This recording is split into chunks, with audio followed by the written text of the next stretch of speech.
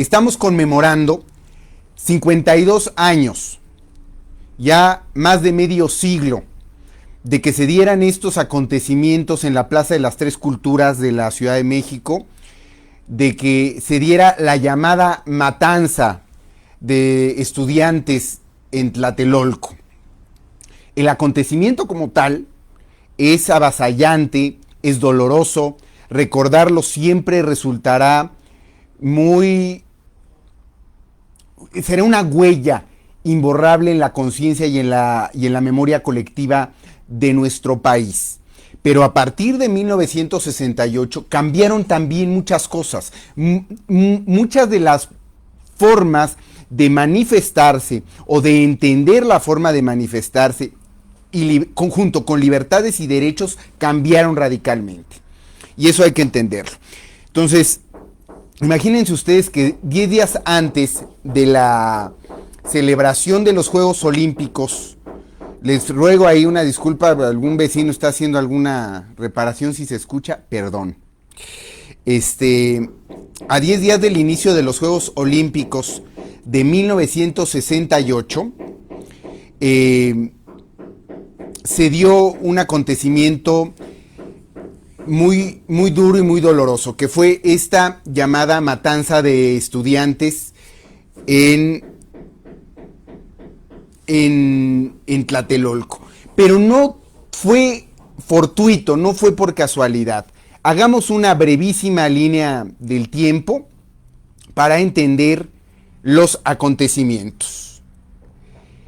Todo comenzó, como ustedes saben, el 22 de julio de ese mismo año de 1968, después de una riña que se da en la Ciudadela entre estudiantes de la preparatoria número 5 del Politécnico y de la escuela preparatoria de la vocacional 5 del Poli y de la preparatoria Isaac Ochoa Terena, donde hay una confrontación entre estudiantes. Al día siguiente, el día 23 de julio, los participantes de esta gresca buscan la revancha y finalmente son reprimidos de manera muy violenta por el entonces cuerpo de granaderos que estaba bajo el mando de Alfonso Corona del Rosal, regente de la Ciudad de México en ese entonces.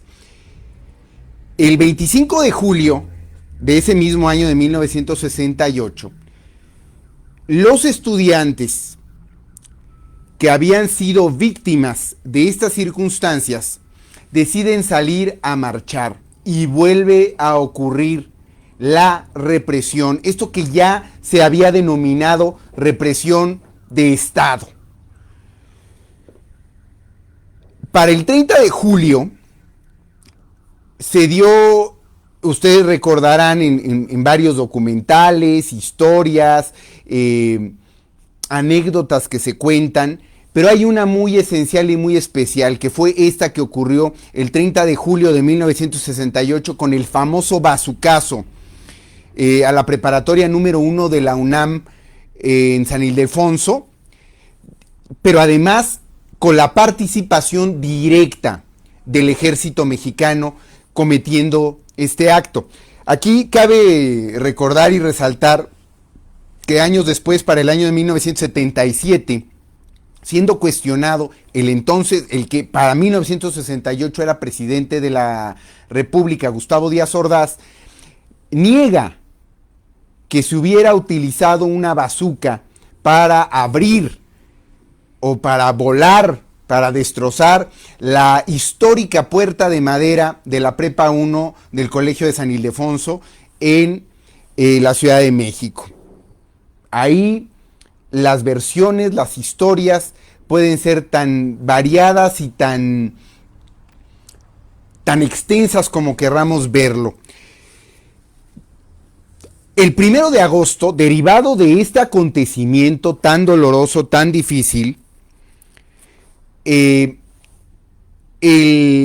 rector de la Universidad Nacional Autónoma de México, el doctor Javier Barros Sierra, llama a una manifestación, llama a que se convoque a un mitin masivo que se llevaría a cabo días después, el 13 de septiembre, en la muy conocida Marcha del Silencio, que además era enormemente avasallante por el silencio que había.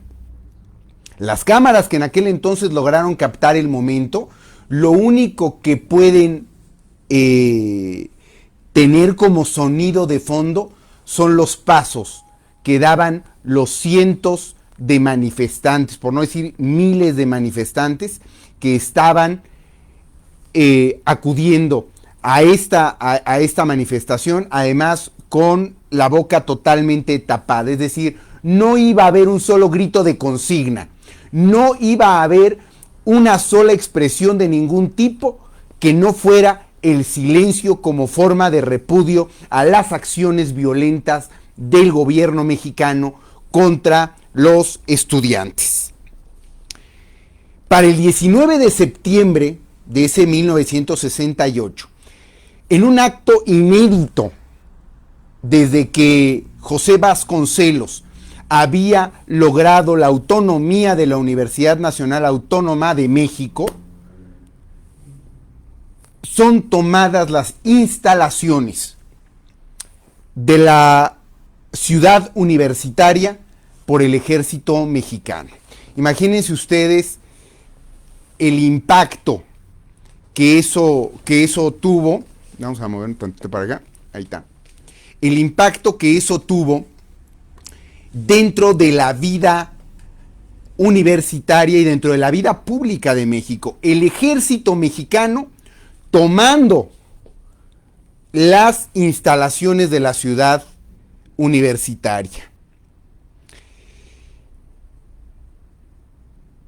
Finalmente, y antes de los acontecimientos ocurridos el 2 de octubre de 1968, que es la fecha que estamos conmemorando hoy, el 24 de septiembre, el ejército también toma el casco de Santo Tomás y Zacatenco, las dos instalaciones más emblemáticas del Instituto Politécnico Nacional, lo que finalmente termina por unir a los estudiantes para que al final, el 2 de octubre de 1968, se congregaran en una gran manifestación en la Plaza de las Tres Culturas de la Ciudad de México. No podríamos entender estos 2 meses de acontecimientos sin tomar en cuenta todo el contexto previo, histórico, político, social, cultural de la época. Estamos hablando de los años 60. Épocas de cambio, rock and roll, libertad de los jóvenes, nuevas formas de expresión, esa necesidad de salir del yugo que las familias establecían en una forma de control casi militar en los hogares, es decir, todavía se conservaban valores importantes como la moral, la decencia, las buenas costumbres. Son los años de la época de los Beatles, de la época del rock and roll nacional que empieza a surgir de una manera muy interesante. Los años 60 es una época de cambio, de liberación. También empiezan las mujeres a solicitar libertad en el ámbito de sus derechos sobre su cuerpo, es decir, la lucha, y ahorita vamos a abordar ese tema porque es muy interesante, el cómo el año de 1968 transforma totalmente la forma de entender las manifestaciones, la forma de entender las libertades de expresión. Es impresionante el parteaguas que se da ese 2 de octubre del 68. Sigo en un segundo, las leo porque me interesan mucho. Si tienen preguntas, por favor háganlas. Si quieren hacer algún comentario, lo ampliamos con muchísimo gusto porque va a valer mucho la pena este conversatorio. A ver, saludo a Isa, tanto a Isa González como a Isa Baena. 2 de octubre no se olvida, dice Tere. Betty Cruz dice saludos. Ahorita dice, el 2 de octubre es una mancha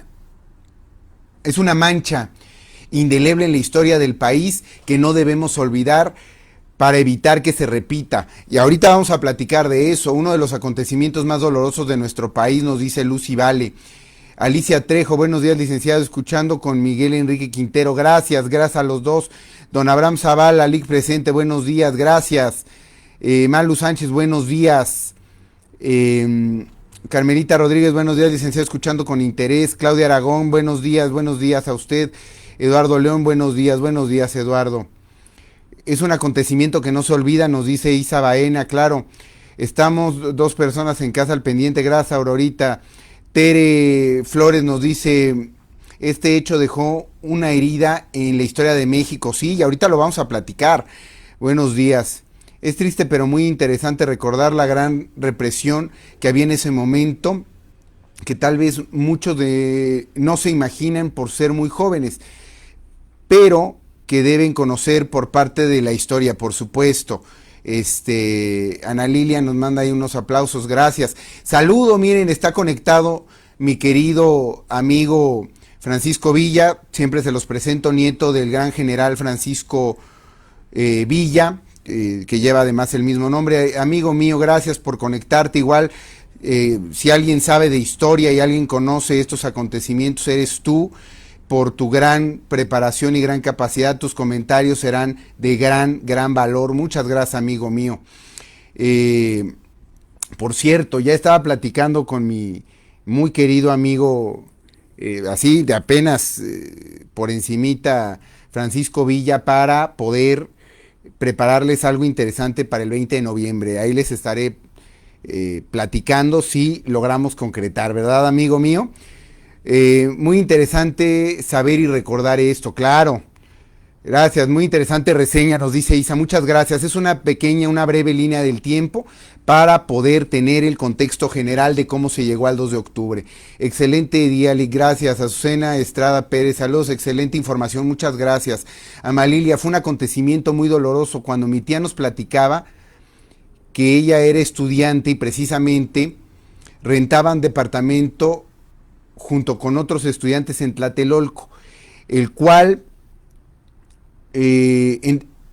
presenciaron la marcha de estudiantes. Claro, nos dice Paola Miranda, en algún momento leí, no tengo la fuente, como comentario lo platico, se dice que eran organizaciones comunistas y con dinero de Fidel Castro que estaban financiados los proyectos de izquierda aquí en México y por intereses económicos entre Estados Unidos e incluso intervino la CIA. Ahorita les platico de eso. Si hay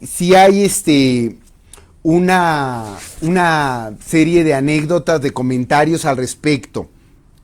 Ahorita yo se las comento, conozco perfectamente bien esa historia porque inclusive se hablaba de la intención de dar un golpe de estado al presidente Gustavo Díaz Ordaz. Ya les platicaré ahorita. Amigo, yo sé y he platicado contigo y sé que eres un hombre culto, dice mi amigo Francisco Villa, me la voy a creer, ¿no? Créetela, amigo, porque es cierto. Nos dice Estelita Lemus, este acontecimiento antes era muy confuso y hoy en día se aclaran muchas cosas, el comunismo, claro. Con esta plática podemos explicar a mis hijos, explicarles a mis hijos, ya que ellos preguntan por qué es importante este día. Bueno, ahí voy a hacer un comentario muy importante. El 2 de octubre es importante, no solamente por el hecho de lo llamado la matanza de Tlatelolco, esta represión de estudiantes. El 2 de octubre de 1968 es importante porque es el resultado de una serie de acontecimientos, repito, históricos, políticos, sociales, culturales, que no solamente venían de un tema de estudiantes. Si nosotros revisamos la historia, vamos a descubrir que en el movimiento estudiantil de 1968 también estuvieron otros grupos, médicos, ferrocarrileros, electricistas, petroleros, que querían sumarse, pero no al movimiento estudiantil como tal, sino un llamado de libertades, a permitir que el Estado dejara de reprimir los actos de libertad o de libre expresión, de libre derecho de manifestación, que además para esos entonces ya estaba consagrada en la Constitución política de nuestro país. Entonces, les decía, entender el año de 1968 es entender la década de los 60.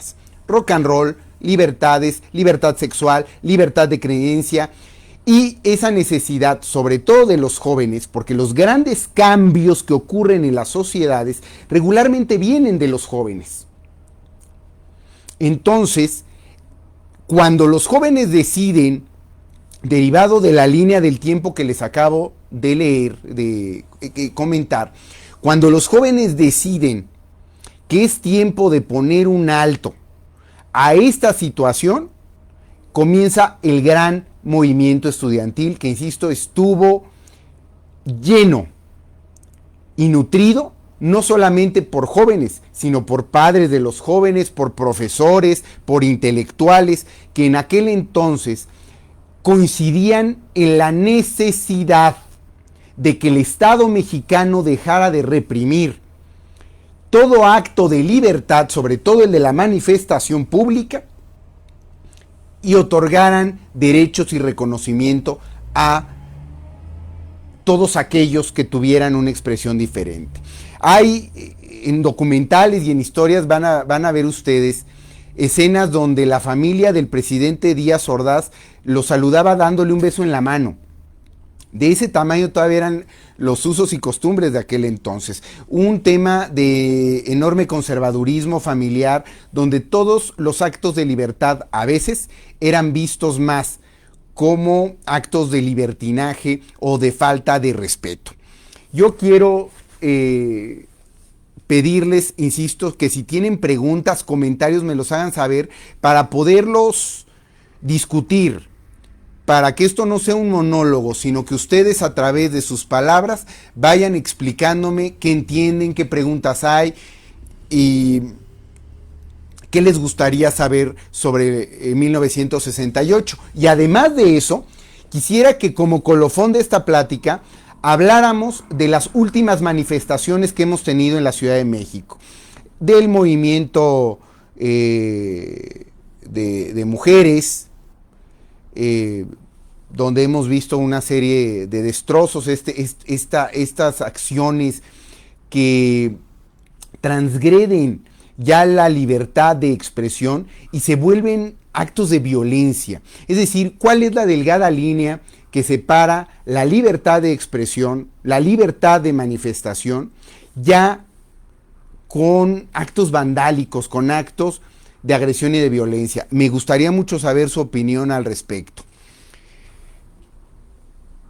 Repito, hablar de 1968 es entender la necesidad que tenían los jóvenes de más libertades, de que tuvieran reconocimiento y de que se detuviera esta limitación patriarcal en el uso y ejercicio de sus derechos. Los jóvenes de 1968, hay mitos que dicen que fueron financiados por el comunismo cubano, por el comunismo ruso. Dice Paola Miranda, grupos de choque, licenciado, ¿podemos hablar de ese tema? Claro, ahorita vamos a hablar de los grupos de choque también que existen y existen desde hace muchos años. Pero sí vale la pena resaltar que el movimiento estudiantil de 1968 es legítimo. Detrás de ello había motivos y razones no necesariamente auspiciadas por el comunismo ni por otro tipo de fuerzas obscuras que lo hubieran incitado. fue el mismo trabajo del Estado mexicano a través de la represión, a través de la fuerza, el que de alguna manera detonó los acontecimientos lamentables ocurridos el 2 de octubre. El hecho como tal, dice, ¿cómo afecta este acontecimiento a los Juegos Olímpicos de aquel entonces? Andy, qué buena pregunta. Fíjense ustedes que, y fue algo que tuve la oportunidad de platicar brevemente con Enriqueta Basilio. Enriqueta Basilio fue no solamente la primera mujer, sino hasta hacía muchos años, algunos años, la única mujer que había encendido un pebetero olímpico. El 2 de octubre de 1968, esta represión estudiantil que termina en actos severos de violencia, ocurrió 10 días antes del inicio de los Juegos Olímpicos. En algunas narrativas, el que en ese momento era secretario de Gobernación, posteriormente presidente de la República, Luis Echeverría Álvarez, expresaba que ya había mucha presión internacional. Por eso el tema también tomó tanto revuelo internacional, porque los medios de comunicación internacionales que iban a cubrir y que cubrieron los Juegos Olímpicos de 1968 ya estaban en México. Entonces, por eso además tuvo una resonancia de carácter internacional. Entonces, le hacen la advertencia al presidente Gustavo Díaz Ordaz de que si no se llegaba con orden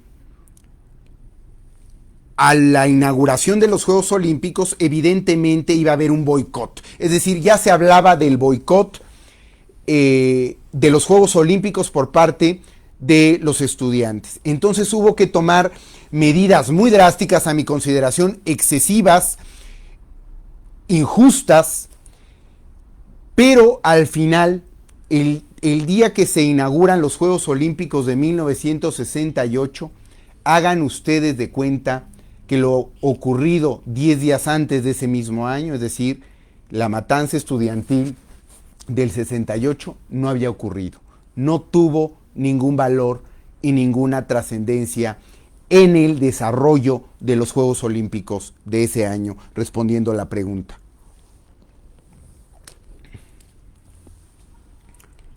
Lo sigo leyendo, quiero saber qué opinan, quiero saber sus comentarios, para que la conmemoración tenga valor y tenga sentido. 2 de octubre de 1968, dicen, 2 de octubre no se olvida, y no se debe olvidar. Y no se debe olvidar porque ese día, junto con el famoso halconazo de 1972, ya ejecutado por el presidente Luis Echeverría Álvarez, cambiaron de manera absoluta la forma en que el Estado mexicano permitiría y desarrollaría o permitiría el desarrollo de manifestaciones posteriores.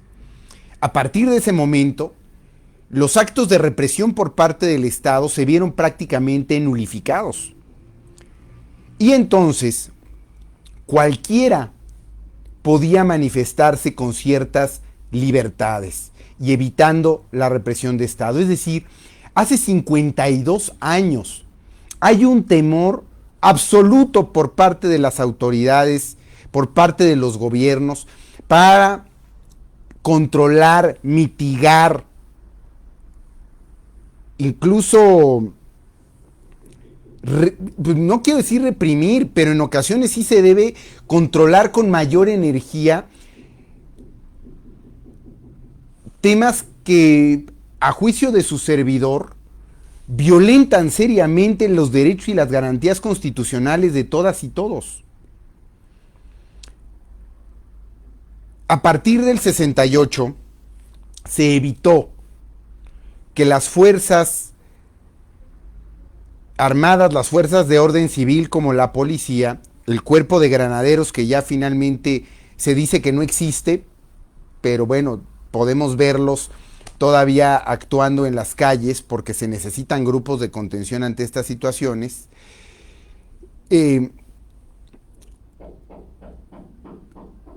se plantea que los mecanismos para el desarrollo de manifestaciones deben ser pacíficos, deben ser justos. La gente puede decir y expresar lo que quiera. Nos dice Norma Campo, tengo amigas que vivieron atrocidades por parte de los soldados, violación, golpes, etcétera.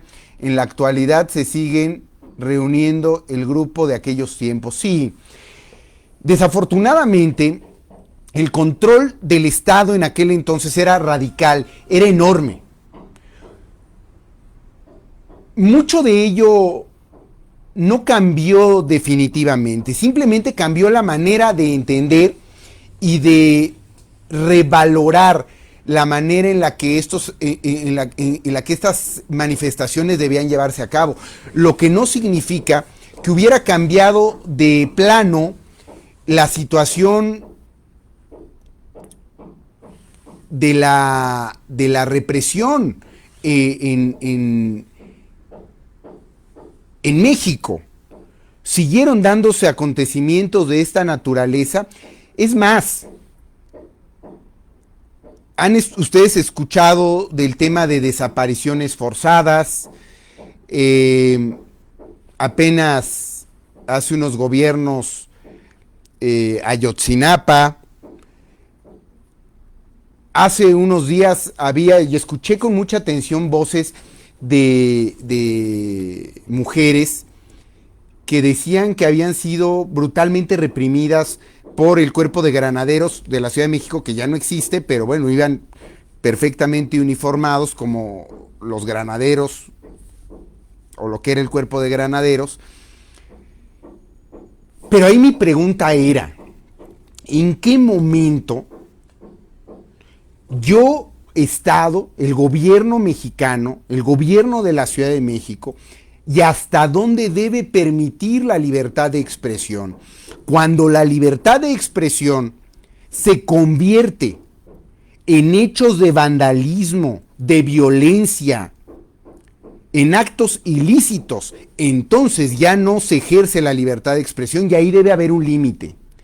Porque todo acto que conduzca a la violencia debe ser controlado y atendido por el Estado mexicano, por los gobiernos de los estados, por los gobiernos de las alcaldías y de los municipios. Nos dice Paola Miranda, pero Lick, es muy diferente la situación en la que se encontraban los estudiantes y que militares atacan a los estudiantes sin hacer actos vandálicos, a diferencia de ahora y de estos tiempos. Creo que eso fue lo que hizo trágico el 2 de octubre de 68. Miren ustedes, yo tuve la oportunidad de acudir a estudiar el tema al Archivo General de la Nación una vez que los documentos oficiales del 2 de octubre de 1968 fueron liberados.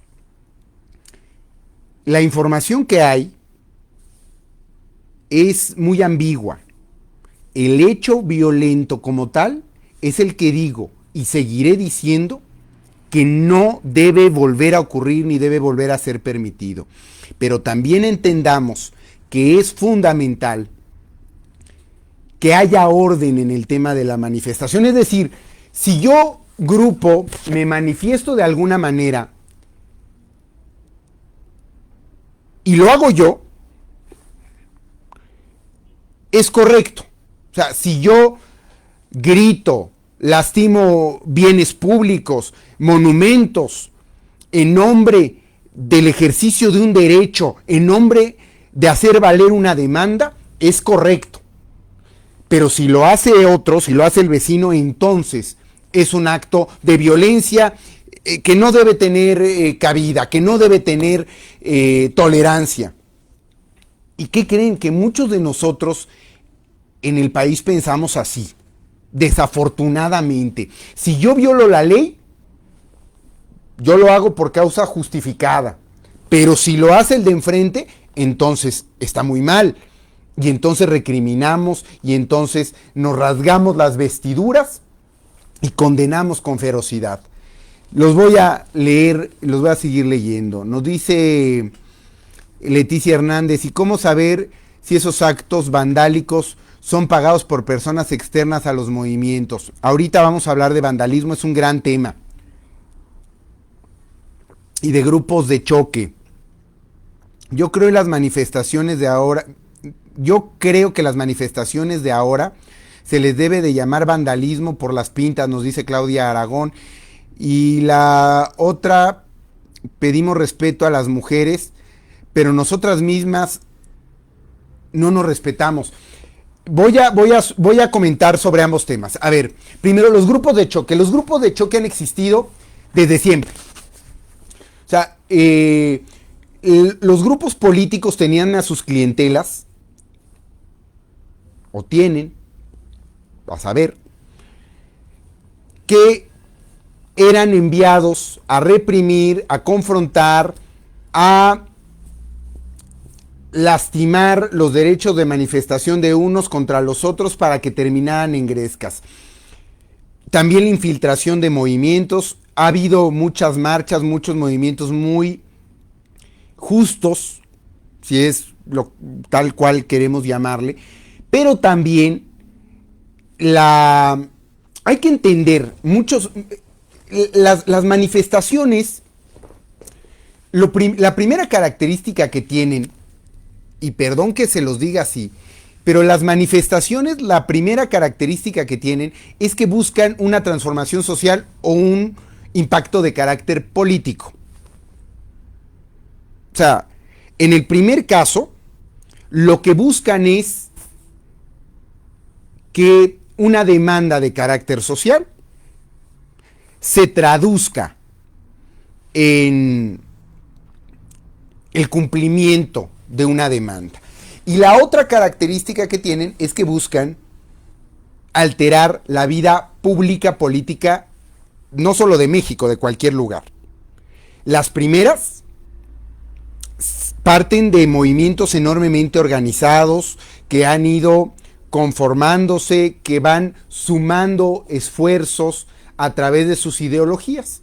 Los otros parten de una ideología con el propósito de evidenciar o lastimar la vulnerabilidad del Estado. No digo que unas estén bien y las otras mal. Finalmente cada uno persigue el objetivo y busca cumplirlo.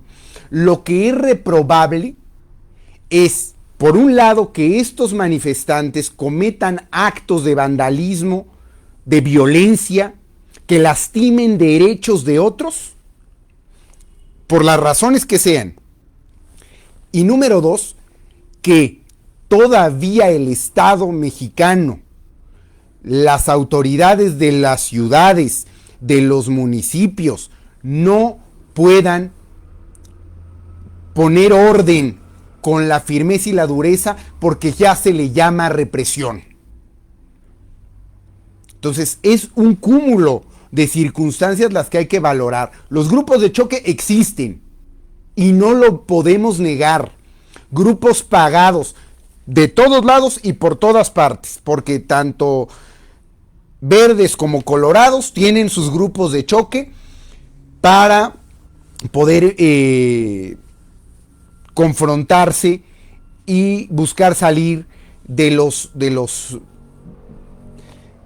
temas cuando están manifestándose. Las leo nuevamente.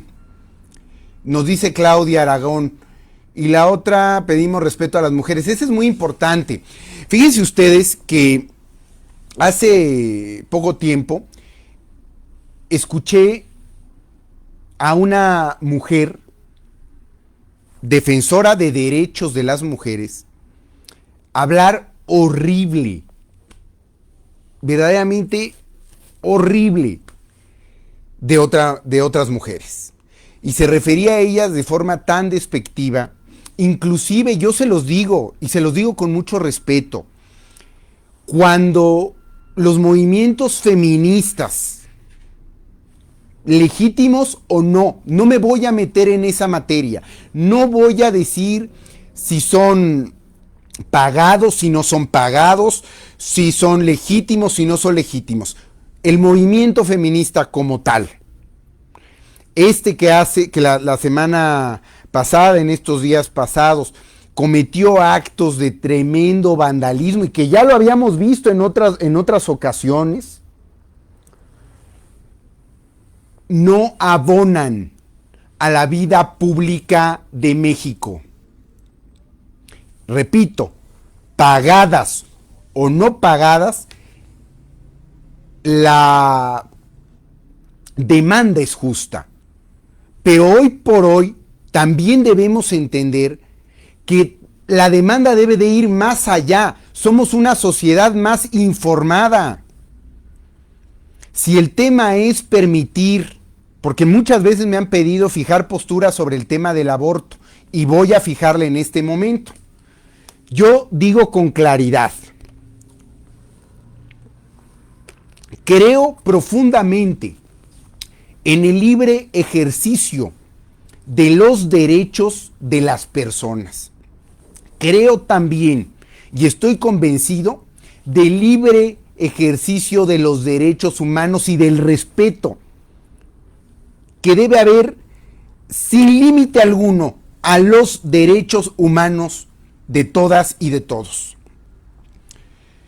Ponernos en un debate a que si entre las primeras 12 semanas o después de las 12 semanas ya el feto no es un feto o el producto, y si ya es un bebé y si cuesta una vida humana, yo iría hacia atrás, hacia las causas.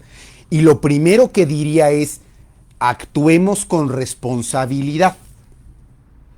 Es decir, por supuesto que tú, mujer, tú, hombre, eres libre de disponer de tu cuerpo como mejor prefieras. Es tu cuerpo. Pero si dentro de la vida sexual que tienen las personas se actúa con responsabilidad, se exige el uso del preservativo, el uso del condón como una medida, no solamente para prevenir embarazos, sino también enfermedades de transmisión sexual. Si se pide que se utilice este método anticonceptivo o cualquier otro, si ya tenemos una pareja, si se tiene una pareja estable, vale la pena que primero, antes de pensar en despenalizar el aborto, porque vamos también a plantearlo, o sea, una cosa es legalizar y otra cosa es despenalizar. Hoy por hoy en muchos estados ya está despenalizado, es decir, no se ejerce acción penal contra aquellas mujeres que decidan abortar por las razones que consideren mejor. Pero lo primero que debemos tener en cuenta, mujeres, por favor, es actúen con responsabilidad. De pronto se hacen planteamientos que a juicio de su servidor, y hoy por hoy, como en todos mis canales personales, mis opiniones son totalmente a título personal. No representan la opinión de nadie más, sino la propia. Y lo digo, si se actúa con responsabilidad y con respeto, entonces estaríamos dando un paso trascendental para que el hecho de despenalizar el aborto no se vuelva un pretexto para un ejercicio inadecuado de la sexualidad. Corresponde a las mujeres y a los hombres protegerse por igual. Amar también significa responsabilidad, y el ejercicio de los derechos personales implica enorme responsabilidad. En mi vida, como seguramente en la vida de los que me están viendo, hemos cometido errores. El error es humano. Seguramente hemos cometido excesos. El exceso es humano.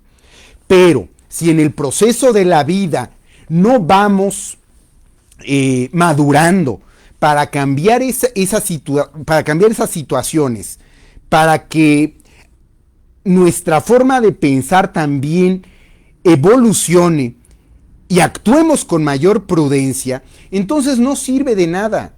El legado que estaríamos dejando es un legado de hagamos lo que querramos, hagamos como lo querramos, no importan las consecuencias, no. Las acciones tienen consecuencias. Y uno debe asumirlas y aprender que todo proceso social, humano, político, familiar, personal, tiene consecuencias. Enseñemos desde la casa que, oye hijo, oye hija, si vas a tener ya una vida sexual activa, pues protégete y exígele a tu novio o a tu novia que se protejan.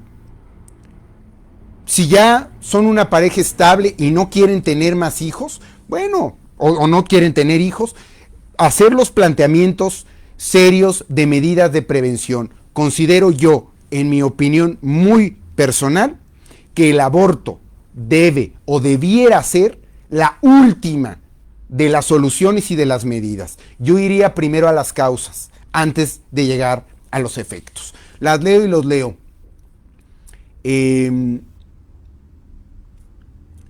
Dice Laura Martínez, recordar que en el movimiento hubo infiltración del Batallón Olimpia.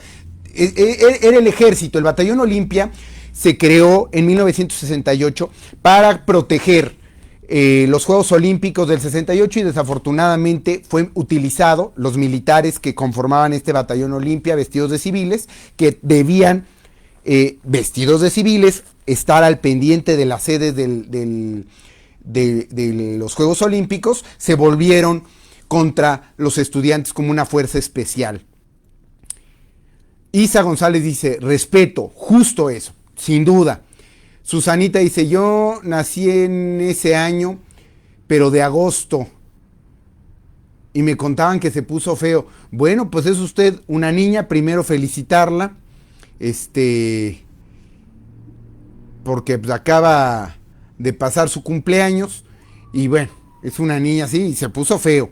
Vale la pena que vean varios documentales. Dice Norma Ocampo, a mi hermano le tocó ser arrestado, pero afortunadamente logró salir, porque el jefe del Ministerio Público era conocido de él y simulando gritos y maltrato lo mandaron a comprar refrescos, gritándole, y le dio 2 botes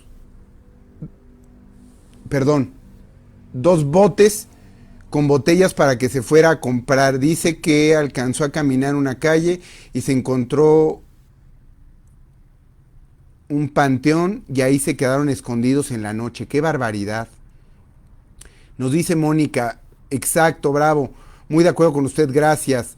Miguel Ángel, las manifestaciones de siempre han estado presentes. Recordemos la independencia, la revolución, este acto que recordamos hoy, pero una cosa es la libertad y otro el abuso correcto de la manifestación, como ha ocurrido en estos días. De acuerdo, Miguel, de acuerdo. Yolanda de la Rosa dice, pero si fueron violadas, tienen el derecho, es decir, de decidir. De acuerdo con usted. Y ahorita no solamente les voy a decir, no solamente si fueron violadas, también creo que se debe conceder este derecho cuando el producto, hoy que lo sabemos, pues viene con algún problema físico o mental. Hay forma de saberlo, pero repito, no vayamos a los efectos. Es como hablar de la violencia familiar. En todos lados hay líneas de atención, de queja, de denuncia para judicializar la violencia familiar. Pero ¿por qué no vamos a las causas? ¿Por qué no hablamos de la familia en su contexto completo? Padres respetando a sus hijos, o todo el grupo familiar, porque hay familias muy diversas. Tenemos familias donde viven no solamente los papás y los hijos, sino viven los papás, los hijos, los tíos, los abuelitos, o 2 familias en una sola vivienda, o 3 familias en una sola vivienda. Debe haber un nuevo contrato social, y yo lo he sostenido todo el tiempo. En tanto que en las familias volvamos a recobrar los valores, que se vuelva a retomar el respeto. Si yo, y lo voy a plantear así, si yo me respeto, yo, Cristian Espinosa, me respeto, a la persona con quien esté le voy a otorgar respeto. Cuando uno se falta al respeto, todo se vuelve turbio, todo se vuelve malo. Si tú como mujer, porque también fíjense ustedes que me tocó escuchar a unas chicas el otro día en un conversatorio que decían, bueno, es que en el acto sexual anteriormente eran los hombres quienes lo ejercían. Hoy nosotras somos quienes nos los... y utilizaban una palabra. Y yo dije, qué barbaridad. Porque mi abuela, finalmente consuetudinaria, mujer de costumbres y de valores, tenía una frase para las hijas y las nietas, o una historia. Y les decía, mira, tú debes ser como las joyas finas.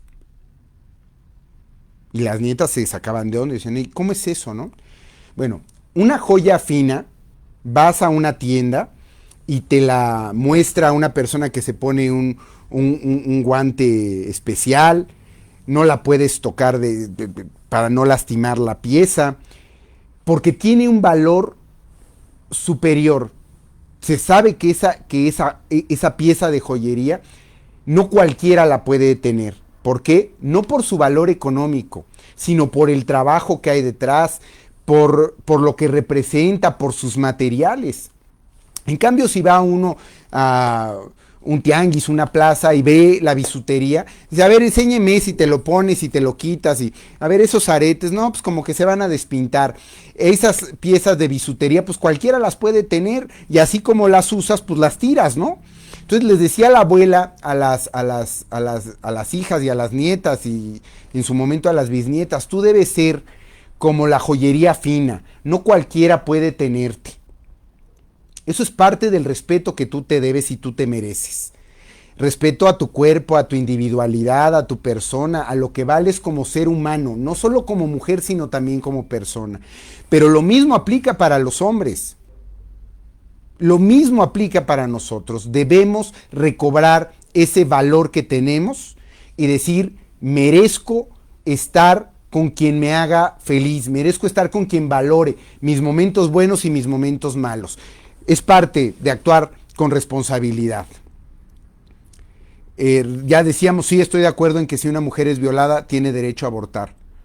Gracias, Susanita, estoy de acuerdo con lo que dice, excelente todo lo que usted nos informa. Gracias, don Abraham, de acuerdo con sus comentarios, hay que ser responsables con nuestra sexualidad, de acuerdo, realmente de acuerdo con su opinión, Lic. Francisco Villa, efectivamente, hermanito, dice, efectivamente tiene razón.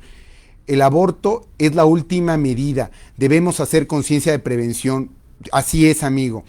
Andy nos dice, no soy partidaria del aborto, pero respeto las opiniones, aunque el aborto debería ser autorizado en casos de excepción y no por gusto. Anteriormente estaba autorizado en esos casos de excepción, por violación, por que el producto estuviera dañado, y el otro era...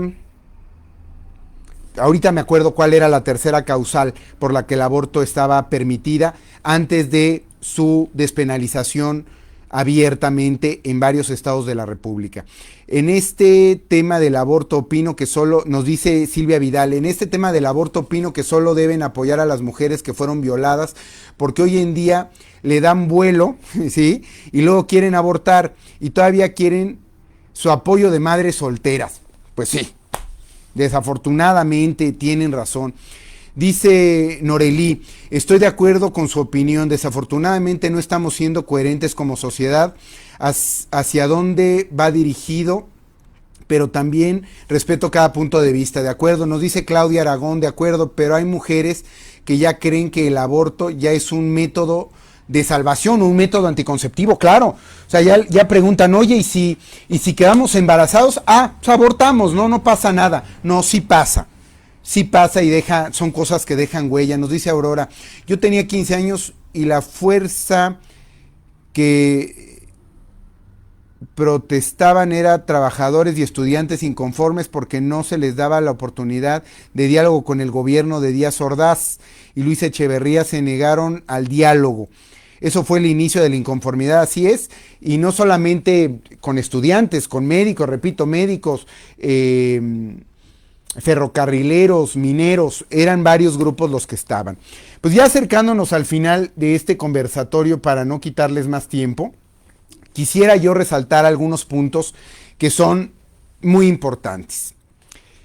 El año de 1968 cambió por completo la forma en la que el ejercicio de la fuerza pública del Estado se maneja. Es decir, hoy cualquier acto de contención es visto como un acto de represión. Si a eso le sumamos que en efecto siempre habrá dentro de las manifestaciones grupos infiltrados, grupos de choque, como bien lo han mencionado, porque sí existen, sí hay, negarlo sería una terrible falta. Debemos siempre evitar caer en cualquier tipo de provocación. De hecho, hoy también se conmemora una fecha muy importante y es la fecha de nacimiento de Mahatma Gandhi, de alma grande. Y Gandhi decía que todos tenemos derecho a manifestarnos y él propuso la desobediencia social pacífica. Es decir, podemos nosotros y debemos nosotros ante la injusticia, ante la ineptitud, ante el agravio, manifestarnos. Es un derecho que tenemos, pero debe hacerse con respeto, con responsabilidad, sin caer en provocaciones, de manera pacífica, con ideales. La manifestación que se lleva a cabo solamente para ver qué destrozo hago, para ver qué tienda saqueo, para ver a quién le falto al respeto o para sacar simplemente la iracundia que llevo guardada, no obedece a los ideales de las personas. Simplemente actos vandálicos, cobardes y mezquinos. No apoyaré nunca ese tipo de actos de violencia que finalmente solamente incrementan la brecha, hacen más ancha la brecha de entendimiento entre la sociedad, con el gobierno, con las familias. Por otro lado, diré, hay muchas cosas que seguramente apoyo y tendremos oportunidad de platicar ampliamente de esos temas. De el aborto, la forma en la que se llevan a cabo las manifestaciones, la parte legal de las mismas, ya podremos hablar ampliamente en otras cápsulas que les tenemos. Por cierto, recordarles que hoy, 7:30 de la noche, tenemos Viernes de Poesía, nuestro cierre de primera temporada, va a estar muy bueno, no se lo vayan a perder. Acérquense ahí una botanita, para los que decidan una cervecita, un vinito, un tequilita, porque va a estar muy bueno. Ahí se los dejo abierto, hoy 7:30 de la noche por este mismo canal Facebook Live, vale muchísimo la pena. Finalmente, ejerzamos nuestros derechos ciudadanos, nuestros derechos civiles, con mucha responsabilidad. Siempre estamos expuestos como personas a ser perfectibles. Ninguno somos perfectos, amigas y amigos. Podemos tener momentos de dolor, de iracundia, de malestar. Podemos estar en contra de muchas cosas. Pero la violencia debe ser el último recurso. De hecho, un recurso en el que no creo. Pero que a veces, dadas las circunstancias, pues imagínense, si llega alguien y me pone un cachiporrazo, pues no me voy a quedar cruzado de brazos, ¿verdad? Sobre todo si yo no soy quien esté incitando a la violencia. Entonces, vale la pena ser aguerridos. ¿Yo qué les puedo decir? Si yo me han llamado anarquista inclusive, y de anarquista no tengo nada. Pero me gusta decir lo que pienso y cómo lo pienso, y cuando estoy furioso me gusta expresarlo con todas sus letras y de todas formas, ejerciendo libremente mis derechos. Que si estoy cometiendo una falta, me la digan y pago el precio. Pero que si no estoy haciendo nada que vaya contra la ley, me niego a aceptar y admitir cualquier tipo de castigo o de señalamiento. Esa es la realidad. Entonces, actuemos con mucha responsabilidad en el ejercicio de nuestros derechos y libertades. Todos tenemos derecho a manifestarnos.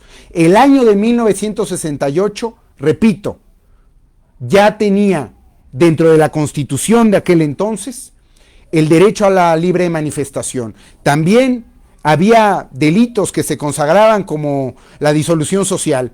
Ya no existen más. Todos podemos manifestarnos, pero hagámoslo con responsabilidad y sobre todo con respeto. Amigas, amigos, yo hago un llamado y serán temas que estaremos abordando a lo largo de las cápsulas de la segunda temporada, que ya les tengo lista, de Viernes de Poesía. En adelante será cada 15 días, al ratito les daré más datos. Pero el tema de la familia, de la unidad familiar, hoy más que nunca para mí es un tema de gran valor. Trabajen en familia, dialoguen, conversen, aprovechemos esta situación terrible del COVID-19 para tener un reencuentro con la familia, para poder conversar, para conocernos mejor. Eso les aseguro que va a transformar su vida familiar. No sirve contar hasta 10, no sirve no enojarse, somos seres humanos. Alguna vez alguien me decía, porque pues yo también tengo mi geniecito, ustedes lo saben, y alguien me decía, oiga, si es usted escritor, poeta, abogado, ¿por qué se enoja a veces así de forma seria? Pues porque soy escritor, soy poeta y soy abogado, no soy santo. Inclusive vimos al Papa hace unos meses, y quien no me crea búsquelo en YouTube, el Papa dándole unos manazos a una chica asiática que lo jaloneaba. Y salía el Papa al otro día a decir, lamento el acontecimiento, no debí pegarle a esa niña, pero bueno, perdí el control. Perder el control es natural. Se nos exige a veces a los seres humanos actuar de manera sacra, y si fumas eres malo, y si bebes eres malo, y si haces o tornas eres malo. Hemos tendido a criminalizar muchas acciones. Yo lo que digo es que toda acción con responsabilidad, todo hecho que se desarrolla con responsabilidad y con respeto, no puede ser tan malo. Siempre que ejerza uno sus derechos con responsabilidad y con respeto propio y hacia los demás, no veo razones ni motivos para cuestionar, para lastimar o para lacerar la dignidad, la buena reputación de la persona que lo comete. Las leo finalmente, ya para despedirnos. Excelentes temas, perfecto. Nos leemos más tarde. Gusto en compartir nuestra opinión. Excelente. Así me gustaría que siguiéramos platicando por respeto a su tiempo. Era importante conmemorar el 2 de octubre de 1968, platicar un poquito del ejercicio de los derechos que hoy tenemos y, bueno, abundar en que también retomar los valores familiares, retomar los valores sociales y hacer valer nuestros derechos, pero también nuestras obligaciones, va a transformar realmente la vida pública de este país. El que nosotros actuemos con amor, con responsabilidad, con respeto, va a transformar, será el primer paso para transformar la vida pública de México. Las familias, yo las invito, les ruego, conózcanse. Las diferencias van a surgir de manera natural, pero dialoguen, acuerden. Si queremos cambiar este país, amigas y amigos, primero tenemos que cambiar nosotros. ¿Cómo puedo pedirle a otros que cambien si cuando es preciso no cambio yo? Y también trabajemos con cosas simples, como el perdón. Decía Nelson Mandela que el perdón limpia el alma, sana el corazón, que por eso el perdón es un arma tan poderosa. Aprendamos a perdonar, aprendamos a convivir, reescribamos las reglas del juego social y comunitario, y eso, créanme, va a proporcionar un cambio verdadero a la vida pública de México. Antes que pretender cambiar todo, empecemos por cambiar la base esencial sobre la que se construye la sociedad, que es la familia. Si la familia se fortalece, la sociedad se fortalece y el país por consecuencia estará en posibilidad de crecer y desarrollarse mejor. 1968. Todos los acontecimientos ocurridos en ese año tuvieron trascendencia histórica. Los dos más valiosos que conmemoramos hoy, uno de ellos, la matanza estudiantil, la represión estudiantil del 2 de octubre, los Juegos Olímpicos. No debe volver a ocurrir, nunca, y reitero el nunca, que en la historia de nuestro país cualquier acto de libre manifestación sea reprimido. Pero también tenemos la obligación como sociedad de condenar, de señalar y de oponernos a actos que, escondiéndose o disfrazándose de manifestaciones, terminen siendo provocaciones y ejercicios de violencia y de intolerancia. No debemos como sociedad avalar de ninguna manera hechos de ese tipo. Así bien, amigas, amigos, los leo ya para despedirme. Nos dice Yael Olivares, es de humanos enojarse. Avances son cosas inevitables, sí. Las reacciones suelen ser sin pensar cuando se salen de control. Así es, me ha pasado. Aún así se debe actuar con responsabilidad y tomarse un segundo para respirar. Así podemos tomar una decisión un poco más conscientes. De acuerdo. Claudia Velázquez nos dice excelente día, nos vemos más tarde. Gracias, gracias Claudia. Miguel García nos dice trabajamos en apoyarnos los unos a los otros. Sí, trabajemos en eso. Estela Lemus nos dice estuvo muy interesante saber más del 2 de octubre, gracias. Carmen Rosa Sarabia nos dice, el respeto es mutuo. Si no lo damos, no lo recibimos. Gracias por la plática, bendiciones. Gracias, bendiciones también a usted. Yael nos dice, nos acaba de regalar a muchos un espacio de reflexión lleno de buena información y muy ameno. Muchas gracias a ustedes. Rosa Fabiola nos dice, gracias Lick por mantenernos siempre informados, gracias a ustedes por acompañarnos. Sergio Holguín nos dice, 2 de octubre no se olvida, no se olvida y no se debe olvidar nunca. Mi querido hermano, amigo Francisco Villa dice, gracias por compartirlo, saludos y muchas sonrisas y bendiciones. Bueno, amigas, amigos, los veo al rato en punto de las 7:30 de la noche. Les tengo una mega sorpresa. Difundan el programa de hoy en la tarde de 7:30 de la noche porque de verdad va a estar buenísimo para toda la familia y les va a encantar. Una noche inolvidable. 2 de octubre no se olvida, no debemos olvidar que somos libres de ejercer nuestros derechos, pero también estamos obligados a cumplir con nuestros deberes. Eso verdaderamente comenzará a transformar la vida pública de México y mejorar la convivencia en la familia y en nuestra comunidad, en nuestra sociedad. Muchas gracias por su atención, las aprecio, los aprecio mucho y como siempre agradezco la generosidad de su presencia y compañía. Nos vemos hoy en punto de las 7:30 de la tarde, de la noche. No se lo pierdan, va a estar extraordinario Viernes de Poesía. 2 de octubre no se olvida. Hasta más tarde.